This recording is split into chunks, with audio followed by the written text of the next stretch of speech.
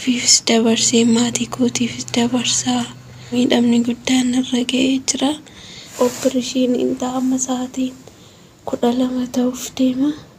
Kana bari'uuf abdii of keessaa qabne boobsa nama nyaatu. Yaan birmatamne gabaabjuun jireenya namarraa fagaatu. Rakkina guddaa keessa galee jira. Inni natti dhufe kun immoo isinitti hin dhufin. Obboloonni koo biyya hambaa keessa anaaf darbaa. Ofiifis dabarsee maatii kootiifis dabarsaa. Warri jettanii biyya keessan irraa baatan irrattuu waaqni keenya waaqa haalaaf yeroodhaan madaalamu miti. Hunduma isaa gaarummaadhaaf ta'e jechuun gaariidha. Kana irratti xiqqoo miidhamni guddaan irra ga'ee jira. Innis immoo dugda kan kootu lafee dugda koo na cabe jechuudha. Innaa isaaf guyyaa borii ooppereeshinii ta'uufan deema. Hundi keessaniyyuu dhalootii keessaniin akkana bukkee dhaabbattan waaqa amantaniin akka rabbiif naaf kadhattani. Tarii warri natti qabamtanis yaada koo dubbannaa kootiin namni karaa ittiin wal gaddisiisuun beeku. Hundumaa dhiifama naaf godhaa. Akkan isin jaalladhu hundi keessaniyyuu ni beektu. Baay'isawwan lafa kanarratti dhibbina nama kamillee arguun fedhu. Akkuma naannoo hubattanii naalbaata guyyaan kosa dhumaa ta'uu danda'a. Tarii waaqayyo caarraa jiraachuus naa kennataa. Namallee umuriin kan koo waggaa 23-24 waan akkasii keessadha kanan jiru. Wanta hedduun na eeggata. Tarii immoo waaqayyos ga'ee naan jechuu danda'a. Kanaaf dhiphina nama arguu hin fedhu. Baay'ee nama tattabachiisu. Nama wajjin walii galuu baay'een jaalladha. Dhiphina maatii koos arguu hin fedhu. Ture hanga har'aatti maatii koo gargaaruudhaaf baay'een olii gadi fiiga. Anan beeku asirratti dhaabbata ta'e hin beeku wanti hundi isaan harkaa badeera. Kanaaf dhalootii keessanii na faana ta'a. Waan qabdaniinis immoo na gargaara. Baasii baay'ee na gaafatanii jiru. Goonaattis kanaaf akkaawuntii isiniif nan ka'a. Lakkoofsa waatsaappii koollee tariyoon onlaayinii bor ooppereeshiniin amma sa'aatiin 12 ta'uuf deema. Sagalee keessanillee naa ka'a. Yaada keessanillee naaf ibsaa. Warreen kadhachuu dandeessanis naaf kadhaa. Qabeenya keessa waan qabdaniinis yoo na bukkee dhaabbattanii waaqayyoon isin amanattan immoo gaafa rakkina keessaniitti isin bukkee dhaabbata.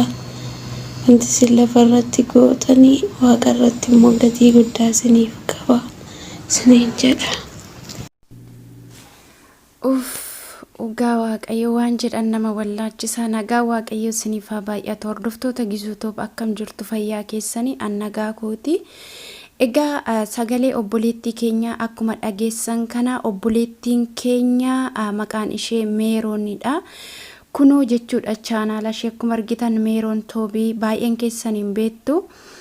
Dhugaa wanti obboleettiin kun keessa jirtu baay'ee tokko jechuudha. Dhugaa baay'ee tokko na aarsee jira anaani. Maaliif jireenyi biyya ormaa nyaanna jennee manaa baana garuu baay'een keenya nyaatamna. Obboleettiin keenya kuni karaa hundumaaniyyuu nama biyyarraa gara biyyaatti imalee yeroo baay'ee biyyoota Arabaa kana keessa ture. Hojii baay'ee hojjechaa turte. Dhugaa dubbachuu fi amma garuu sadarkaan isheen irra jirtu sadarkaa baay'ee sammuu nama jeequu abdii nama kutachiisudha.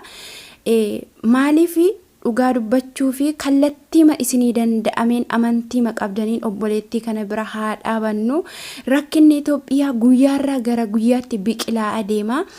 Garuu maal goonaa miti akkuma gaariin jiru hamaanis jira waan ta'eef kana keessatti wal malee hin qabnu obboleettii kana bira haa dhaabbannu. Dhugaa shamarran keenya biyyoota arabaa keessa jirtanii haala kam keessattuu kaayyoo manaa baataniif qabdu. Garuu waan isin mudatu hin beektanii hin beeknu baay'een keenya. Waaqayyo hunduma keessaniif eegumsa isaa haa baay'itu. Maaliif namni biyya ormaa keessa jiraatu yoo nagaa qabaate malee waa tokko mataan gaafa nama ukkubeyyuu namoonni naman jaallattu. Maaliif nuyi humnaan bulaa waan taaneef waaqan gaditti of malee homaan qabnu, fayyaa keenya malee homaan qabnu. Nuyi gaafa biyyaa baane fayyaa amne biyyaa baane otoo hin taane maallaqa barbaacha of jijjiiru, maatii keenya jijjiiru, lafa kaayyoo keenya ga'uudha kan nuti manaa baane. Egaa haa ta'u malee lafa kaayyoo ga'uudhaaf wanti nama mudatu baay'ee isaatu jira. Kanaaf yaa obboloota koo obboleettii keenya Meeroon Dubaayii keessa jirti. Lakkoomsa isheellee iskiriinirraa duubatti deebaatu ilaalaadha. Warri Dubaayii keessa jirtan immoo akkasuma bakkeerraatillee kan hojjettanii obboleettii keenya kana bira maaloo qaqqabadha. Bilbilli kunoo isinii ba'ellee maallaqa keessanii yoo gargaaruu baattanillee haalli obboleettiin kun irra jirtu deemaat ija keessaniin ilaalaadha. Hamma kanaa lubbuun ishee hafeeyyuu jechuudha. Dubbachuu danda'umti isheeyyuu gargaarsa waaqayyooti. Maaliif namni kufee achi nafuu jira. Garuu fooqii darajaa tokkorraan kufee jettee miila ishee otoo ilaaltanii miilli ishee jechuudha hidhamee jira. Kana biraan immoo dugdii akka citee akka cabedha kan isheen dubbatte.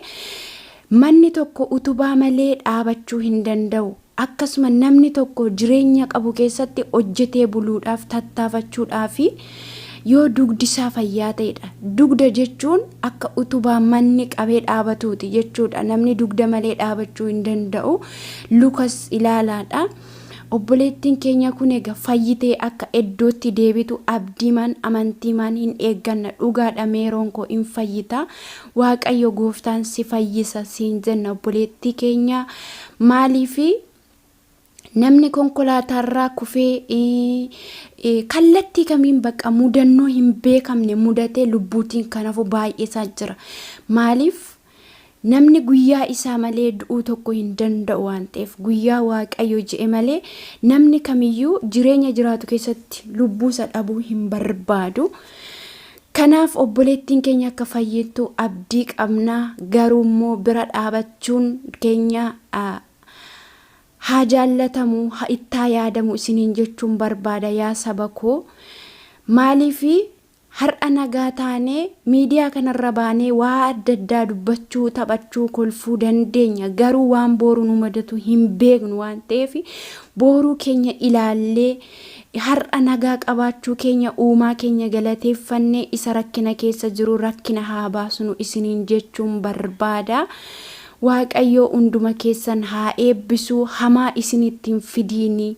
Maaliifi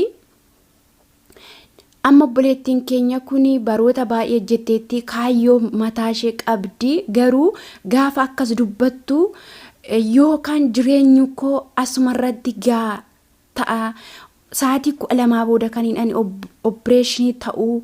Garuu yoo fedha waaqayyooti ta'e ganaamoo ani nama umurii waggaa 23-24ti waa baay'eetu na hafa.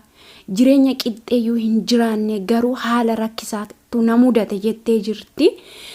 Kanaaf abdii kutachuu dandeessi gaafa haala kana keessa jiraattu. Garuu immoo guyyaa ishee malee homaan taatu isa kana nan amana. Waaqayyo gooftaanii lafa isheen jirtutti nagaa guutuu jireenya ishee guutuu iddootti akka deebisuu fi amantii keessaniin kadhadhaafiin isiniin jedha yaa saba koo. Dhugaa mana jiraatan keessatti qaamaan caccabanii hojii dhaabanii opereeshinii ta'uu mitiiti. Gaafa mataan isin dhukkubee shamarran keessuma gaafuma bireediin keessan isinitti ufeellee dudda isin dhukkubu mee hagam hojii isin dadhabsiisa, hagam hojii isin nuffisiisa. Maaliif addunyaa kanarra wanti nagaa caalu hin jiru waan ta'eef kunoo laalaa luka ishee dhugaa waaqayyooti haalatti hidhamee jiru. dhugaa baay'ee tokko nama gaddisiisa. Baay'ee tokko nama gaddisiisa. Waaqayyo gooftaan ishee fayyisu maal jennaa miti. Sheer godhaa maal. Dukkana bari'uuf abdii of keessaa qabne boobsa nama nyaatu. Yaan birmatamne gabaabjuun jireenya namarraa fagaatu.